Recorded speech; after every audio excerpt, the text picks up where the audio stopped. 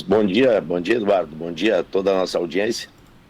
Na verdade, nós estamos vivendo um problema bem sério com relação. Na localidade aí, quem é que fornece a água, Eduardo? Ali, eu não sei se eles têm ali a Corsã.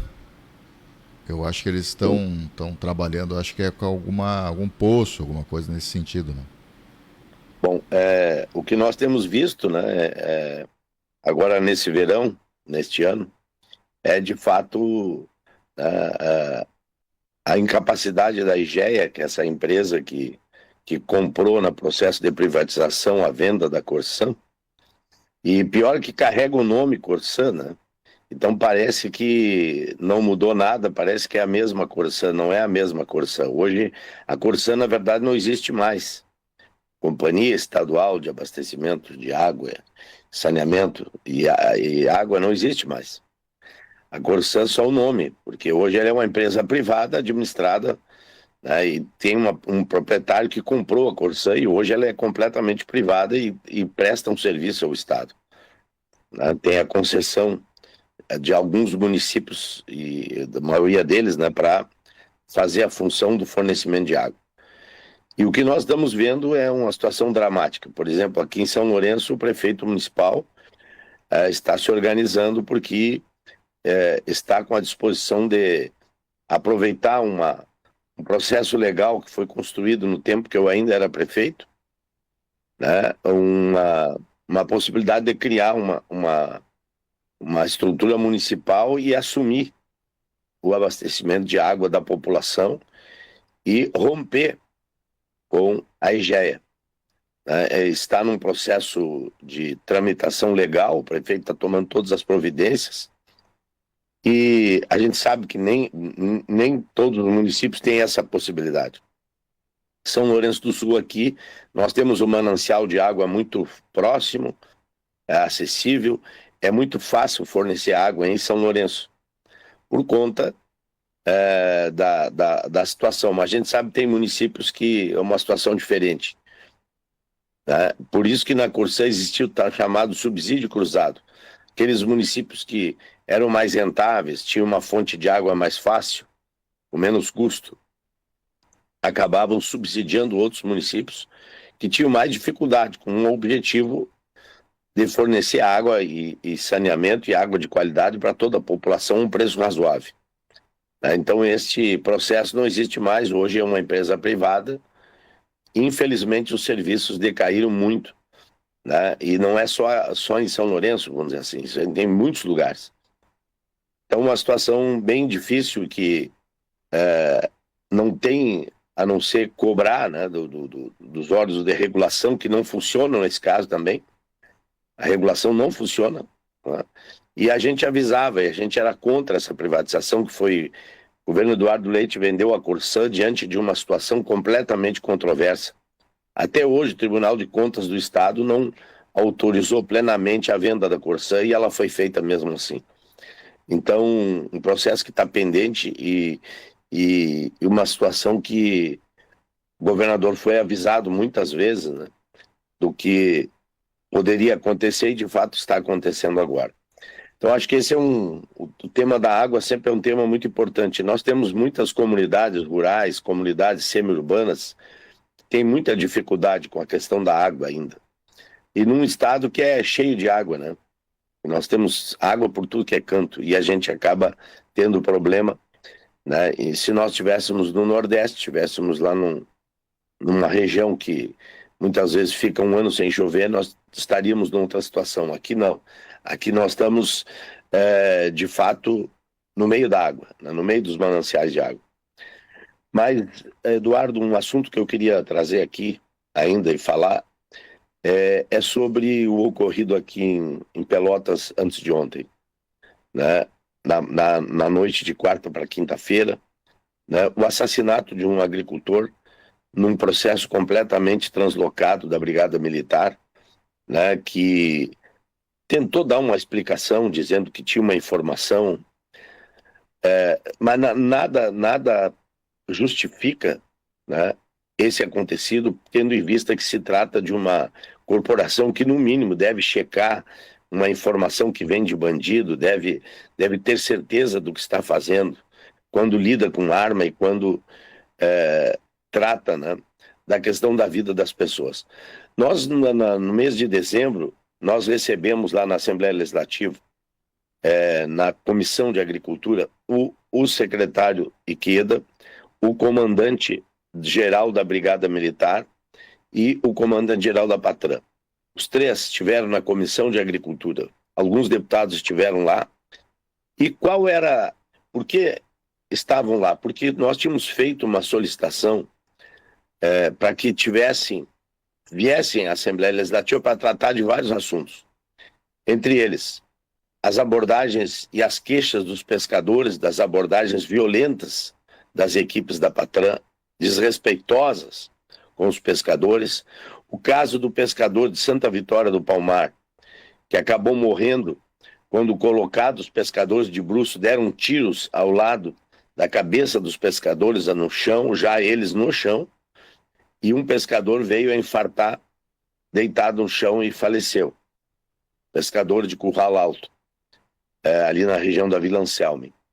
A outra questão, o agricultor lá da região central do estado, que rachava lenha de eucalipto para vender, e foi abordado pela Patran, e ele estava rachando lenha quando chegaram lá e entenderam que ele estava com um machado na mão, que era agressivo, poderia agredir eles, e eles resolveram dar um tiro e matar o agricultor.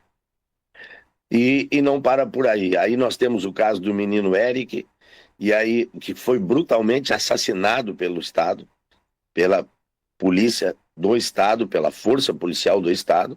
Aí nós temos o caso agora do senhor que estava meio em surto e que tinha um martelo na mão, que eles também, veja bem, com toda a expertise da Brigada Militar, com toda o preparo que tem os profissionais, o cidadão estava com o martelo na mão, eles deram um tiro nele, fatal para matar, porque ele representava perigo com o martelo na mão.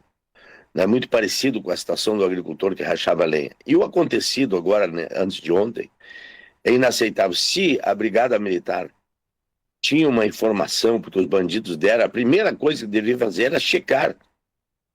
Porque era muito simples constatar que aquilo era uma propriedade rural, né? Ali vivia um ferista de Pelotas, um agricultor que era conhecido, quase uma pessoa pública, porque um ferista se torna uma pessoa pública.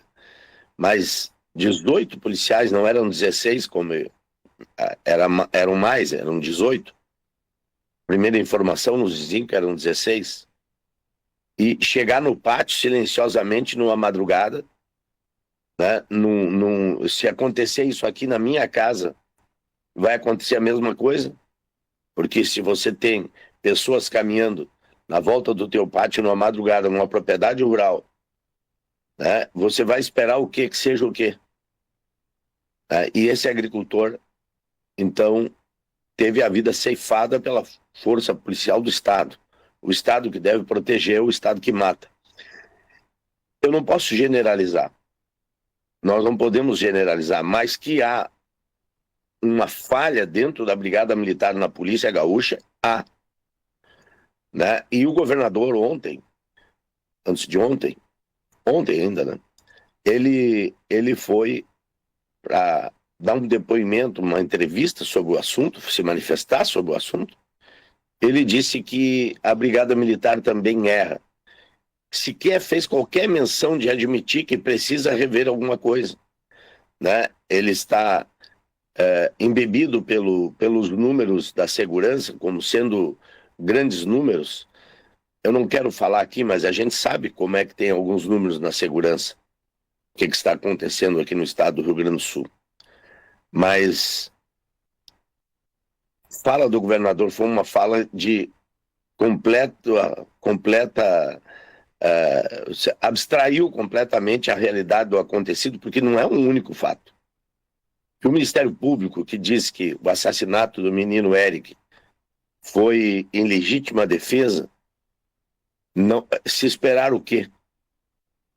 Quando um menino que está em surto, uma criança quase, franzino, pequeno, do lado da sua mãe, a mãe chama a polícia para tentar, porque ele estava em surto, poderia ajudar a contê-lo e tal. Ele já estava contido, inclusive, quando a polícia chegou. E aí houve a execução, literalmente a execução. Inaceitável.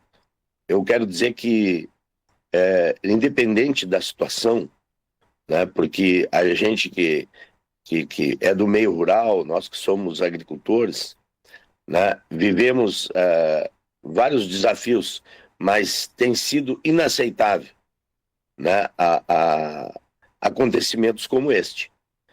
Esse que aconteceu com o agricultor de Pelotas, que aconteceu com o agricultor na região central, a questão do pescador de Santa Vitória, as abordagens completamente fora de qualquer contexto, e eu quero dizer que não é protocolo da Brigada Militar, de uma corporação, não pode ser protocolo uma abordagem quando os policiais iniciam essa abordagem chamando a pessoa de vagabundo. E isso é inaceitável. E isso tem ocorrido, relatos permanentes têm nos passado, inclusive os pescadores. Então eu queria lamentar isso e dizer que nós vamos ter que tomar providências, vamos ter que fazer alguma coisa. Já constatamos isso no ano passado, por isso convidamos o secretário e o comando-geral da Brigada e o comando-geral da Patrulha para estar na Assembleia, mas a situação continua. Isso aqui não é uma manifestação de generalização das corporações de polícia, mas que existe dentro da polícia do Rio Grande do Sul uma falha, existe um despreparo, isso está constatado. Isso está constatado. O método, ele não é um método que está sendo eficiente, porque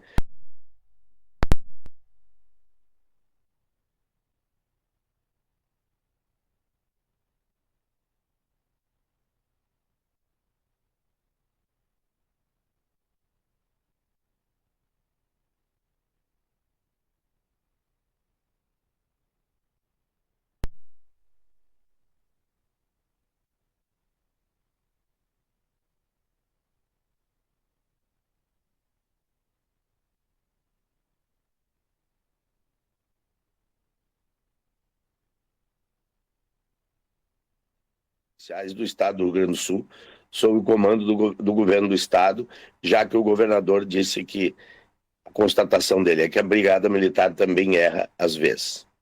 Só isto. Obrigado, Eduardo. Bom dia. Bom dia. Deputado Zé Nunes, obrigado pela participação e até sexta-feira que vem, se Deus quiser.